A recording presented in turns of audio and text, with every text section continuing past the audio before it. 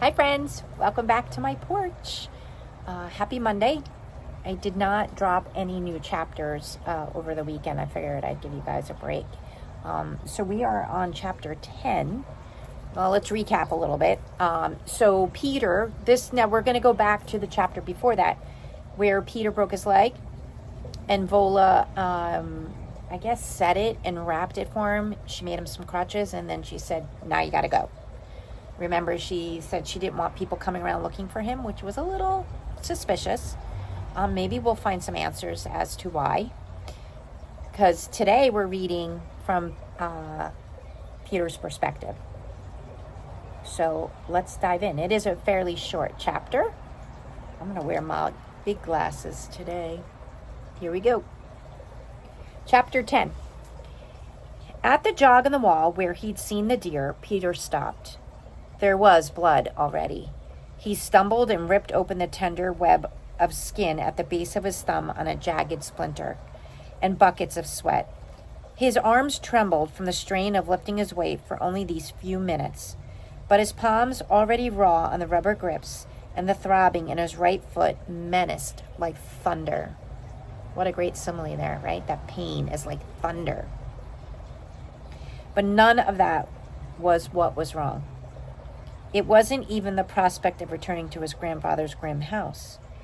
He was going in the wrong direction. He wheeled around. He stabbed the ground and swung over it, stabbed and swung until he planted himself in the doorway of Vola's barn again. He drew himself up tall. No.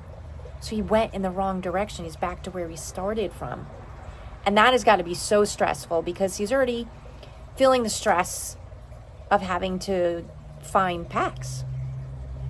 Vola's head snapped up. She shot him a warning scowl, but on her face, Peter read a flash of something else. Fear. I'm not going back, he said more firmly. Whether you help me or not, I'm going to get my fox. Help you? Peter moved to the bench and hoisted himself up. Teach me. What you said about moving from my arms and about getting strong. You learned how to get around on one leg. Teach me. You were a medic. Set my bone, please. I'll do whatever you tell me to. He picked up the cider and drank it down to show his trust. Then I'll leave. But even if you won't help me, I'm going to get him. Vola put her hands on her hips and lowered her head to eye him. A tamed fox, set loose in the wild? You know he might be dead, don't you? I know, and it would be my fault. If he's dead, I need to bring him home and bury him. Either way, I'm going to go back to find my fox and bring him home. Vola studied Peter as if she were seeing him for the first time. So which is it? You going back for your home or for your pet? They're the same thing, Peter said, the answer sudden and sure, although a surprise to him. And you're going to do this no matter who tries to stop you, because it's the right thing for you. At your core? Vola made a fist and thumped her chest. Your core. Is that true? Peter waited before answering because this woman may be crazy, maybe not. He had asked as if the fate of the world depended on it. But the answer was the same as it would have been if he blurted it out. The answer would be the same if he waited a lifetime to think it over. He thumped his own chest and he felt the muscle of his heart leap. Yes, in fact, there's nothing else. I know at my core. The woman nodded. Well, you're 12. That's old enough to know your own self, I expect. I'm not about to go messing with that. So, all right. You'll help me? I'll help you. Viola extended her hand to shake. On 3 conditions. Oh, and that's the end of the chapter. 3 conditions. Really interesting.